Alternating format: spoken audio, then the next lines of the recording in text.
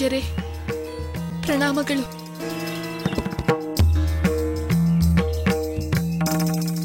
ಆ ದೈವದ ಕೃಪೆಯಿಂದಲೇ ನಿಮ್ಮ ದರ್ಶನವಾಯಿತು.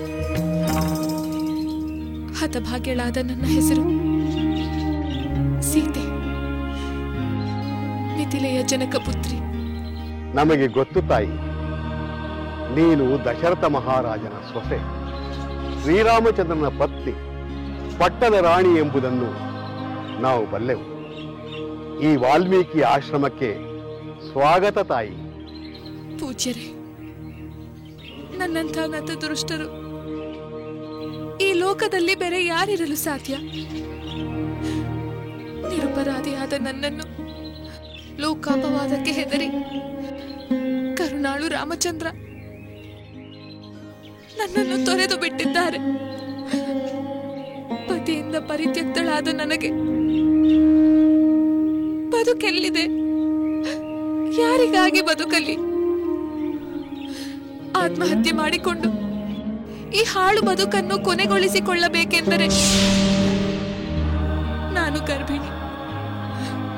ಹೇಳಿ ಪೂಜ್ಯರೇ, ನೀವೇ ಹೇಳಿ, ನಾನೇನು ಮಾಡಲಿ?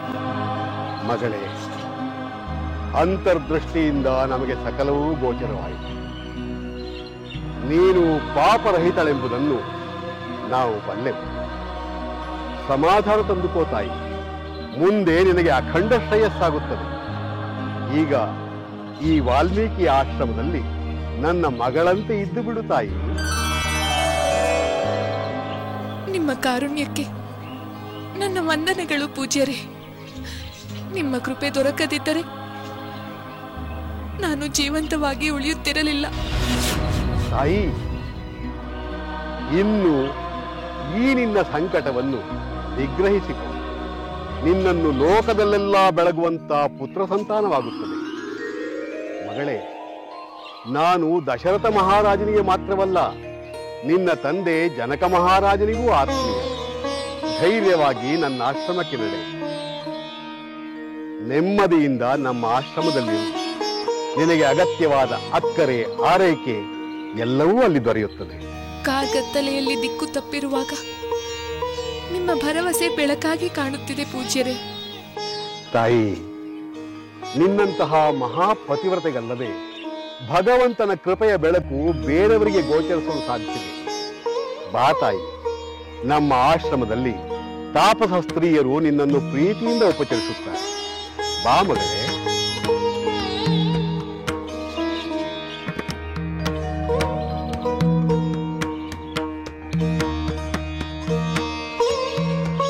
ಬಾ ಮಗಳೇ.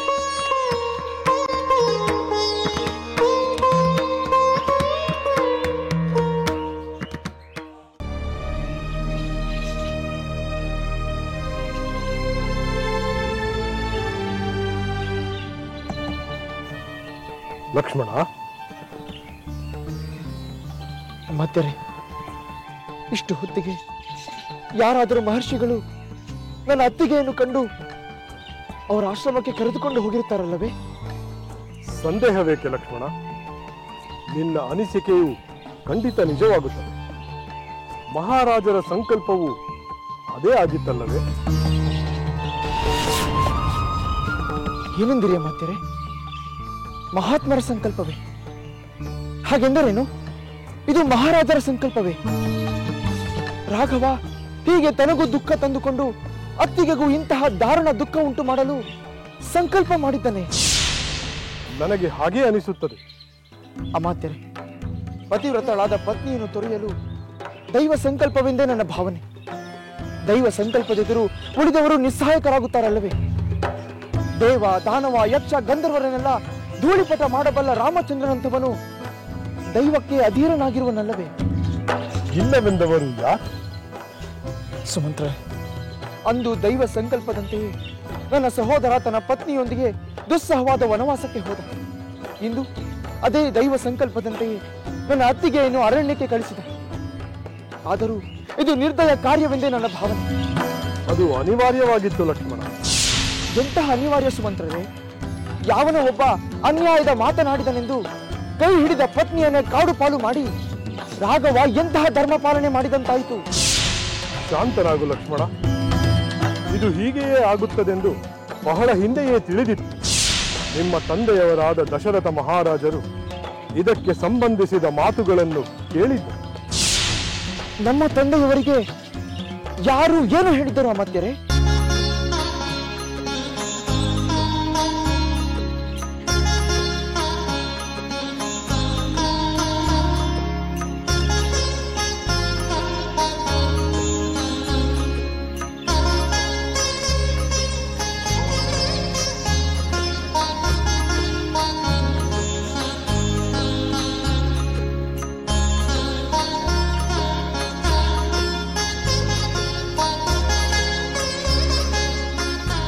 ವೈದೇಹಿ, ಇದು ನಮ್ಮ ಆಶ್ರಮ.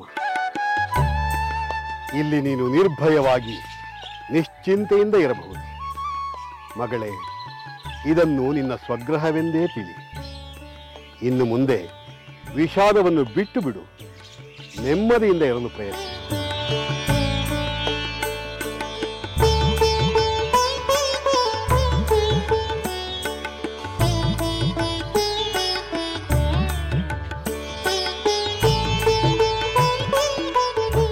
ಬಂಧುಗಳೇ, ಇವಳು ಮಹಾಪತಿವ್ರತೆಯಾದ ಅತಿ ಧೀಮಂತೆಯಾದ ನಮ್ಮ ಆಶ್ರಮದ ಗೌರವಾನ್ವಿತ ಅತಿಥಿ. ತುಂಬು ಗರ್ಭಿಣಿಯಾದ ಇವಳನ್ನು ಇನ್ನು ಮುಂದೆ ರಕ್ಷಿಸುವ ಭಾರ ನಿಮ್ಮೆಲ್ಲರಿಗೂ ಸೇರಿದೆ. ಗುರುದೇವ, ನಾವು ನಿಮ್ಮ ಆಜ್ಞೆಯಂತೆಯೇ ನಡೆದುಕೊಳ್ಳುತ್ತೇವೆ. ನಿನಗೆ ಸುಖಾಗಮನ. ಇನ್ನು ಮುಂದೆ ನೀನು ನಮ್ಮವಳು. ಇವಳನ್ನು ಯಾರೆಂದು ತಿಳಿದುಕೊಂಡಿರಿ? ಮಹಾಧೀಮಂತನಾದ ಅಯೋಧ್ಯೆಯ ಅರಸು ರಘುಕುಲ ಚಕ್ರವರ್ತಿ ಶ್ರೀರಾಮಚಂದ್ರನ ಅರ್ಧಾಂಗಿ ಸೀತಾಮಾತೆ.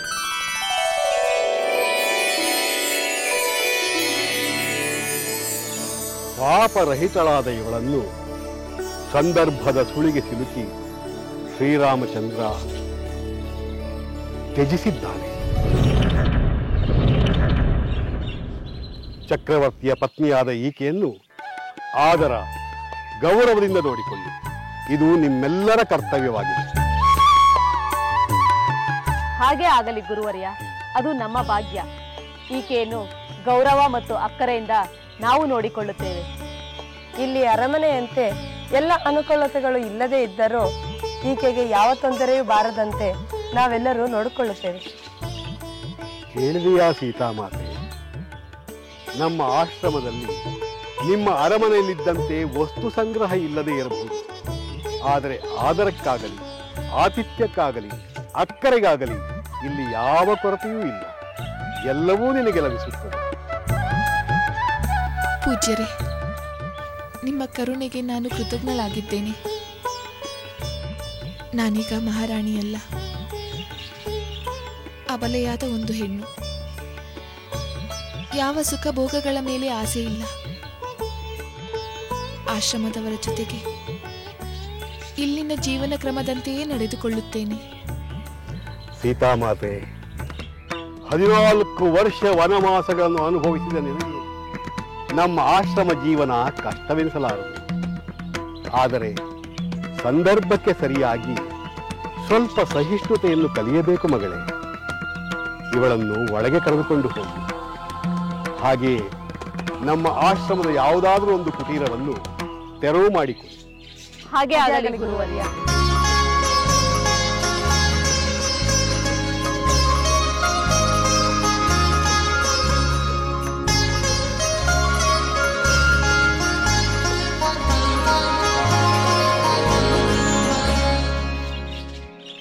ರಾಮಚಂದ್ರ ಹೆಚ್ಚು ದುಃಖ ಪಡಬೇಕಾಗುತ್ತದೆ. ಸುಖವಿಲ್ಲದಂತಾಗುತ್ತಾನೆ. ಹಿರಿಯ ಜನರಿಂದ ವಿಯೋಗ ಹೊಂದುತ್ತಾನೆಂದು ಹಿಂದೆಯೇ ದೂರ್ವಾಸರು ನಿಮ್ಮ ತಂದೆಗೆ ತಿಳಿಸಿದ್ದರು. ಏನು? ದೂರ್ವಾಸ ಮಹರ್ಷಿಗಳು ಹೇಳಿದ್ದಾರೆ? ಅಷ್ಟು ಮಾತ್ರವಲ್ಲ, ಬಹಳ ಕಾಲದ ನಂತರ ಶ್ರೀರಾಮ ಸೀತೆಯನ್ನು, ನಿನ್ನನ್ನು, ಭರತ ಶತ್ರುಘ್ನರನ್ನು ತ್ಯಜಿಸುತ್ತಾನೆಂದು ಹೇಳಿದ್ದರು. ಇದೆಲ್ಲ ಮೊದಲು ಏಕೆ ಹೇಳಲಿಲ್ಲ ಮಾತ್ಯರೇ? ದೂರ್ವಾಸರು ಅಂದು ಹೇಳಿದ ಆ ಮಾತುಗಳನ್ನು ನಿಮ್ಮಲ್ಲಿ ಯಾರಿಗೂ ಹೇಳಬಾರದೆಂದು ದಶರಥ ಮಹಾರಾಜರು ನನಗೆ ತಿಳಿಸಿದರು.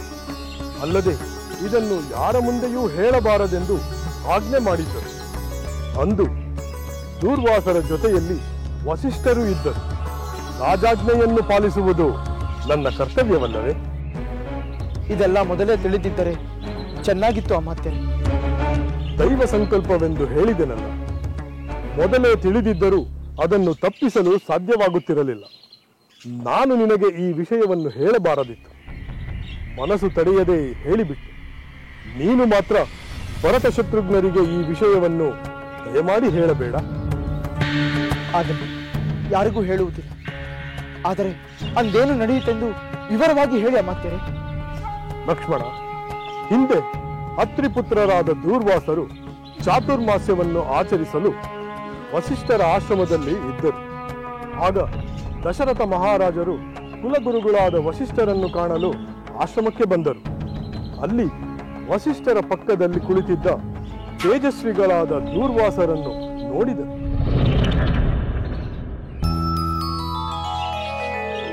ಮುನಿಶ್ರೇಷ್ಠರಿಗೆ ಪ್ರಣಾಮಗಳು.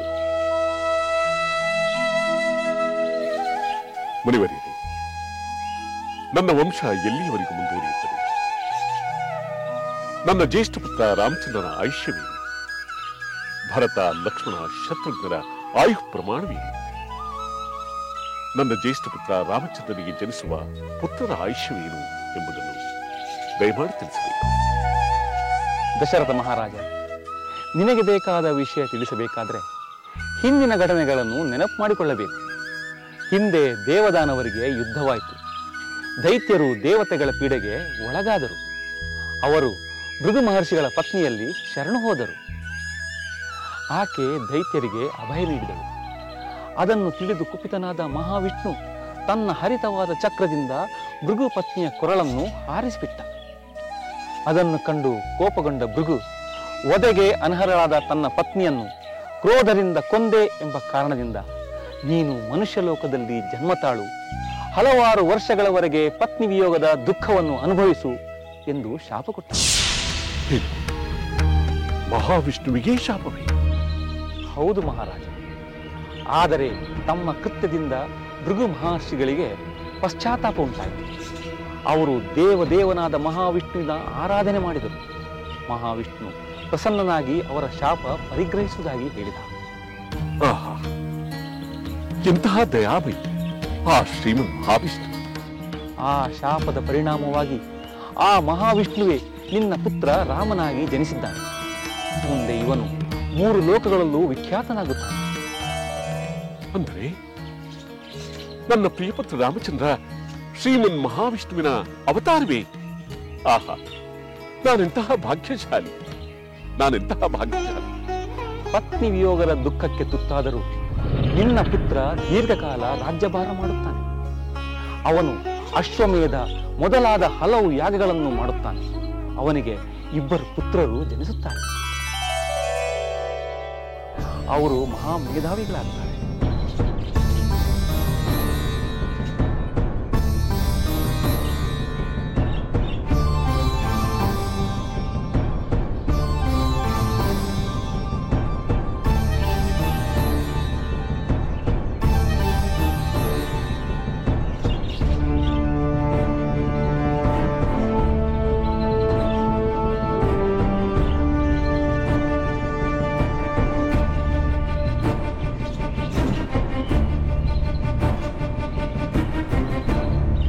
ಇದು ನಡೆದ ವಿಷಯ. ಅಂದು ದೂರ್ವಾಸರು ಮುಂದಾಗುವ ಹಲವು ವಿಷಯಗಳನ್ನು ಹೇಳಿದರು. ಅಂದರೆ ಅಂದು ಕೃತಯುಗದಲ್ಲಿ ನಡೆದ ಘಟನೆ ರಾಮ ಸೀತೆಯರ ವಿಯೋಗಕ್ಕೆ ಕಾರಣವಾಯಿತು. ಹೌದು ಲಕ್ಷ್ಮಣ, ಮಹಾತ್ಮರಾದ ದೂರ್ವಾಸರು ಹೇಳಿದ ಮಾತು ಸುಳ್ಳಾಗಲು ಸಾಧ್ಯವೇ? ಸದ್ಯ ಅತ್ತಿಗೆಗೆ 2 ಪುತ್ರರು ಜನಿಸುವರೆಂದು ತಿಳಿದು ಸ್ವಲ್ಪ ಸಮಾಧಾನವಾಯಿತು. ಆದರೆ ಶ್ರೀರಾಮ ಅವರಿಗೆ ಅಯೋಧ್ಯೆಯಲ್ಲಿ ಪಟ್ಟಾಭಿಷೇಕ ಮಾಡುವುದಿಲ್ಲ, ಬೇರೆಲ್ಲೋ ಮಾಡುತ್ತಾನೆ. ಅಂದರೆ ಅಗಸನನ್ನಾಗಲಿ ನನ್ನ ಸಹೋದರನನ್ನಾಗಲಿ ಆಕ್ಷೇಪಿಸುವುದರ ಬದಲು ನಮ್ಮ ಕರ್ತವ್ಯಗಳತ್ತ ಗಮನ ಕೊಡುವುದು ಒಳ್ಳೆಯದೆನಿಸುತ್ತದೆ.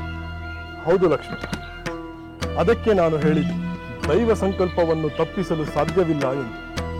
ಈಗ ನೀನು ನಿನ್ನ ಅತ್ತಿಗೆಯ ಬಗೆಯ ಶೋಕವನ್ನು ನಿಯಂತ್ರಿಸಿಕೊಂಡು ರಥವನ್ನೇರು.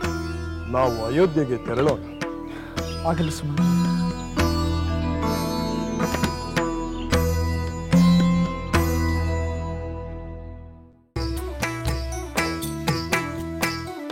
ಲಂಕೆಯಲ್ಲಿನ ದುರುಳ ದರ್ಪವು ಸೀತೆ ಸಹನೆಗೆ ಸೋತಿತು.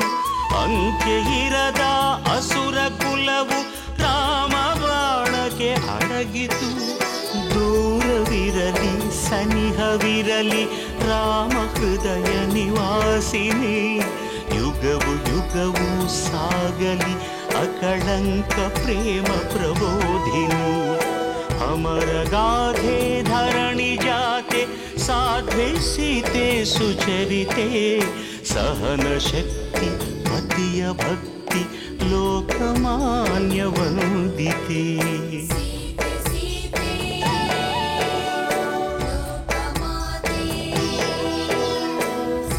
ರಾಮ ಹೃದಯ ನಿವಾಸಿನಿ ಅಕಳಂಕ ಪ್ರೇಮ ಪ್ರಬೋಧಿನಿ. ಸೀತೆ ಮಾತೆ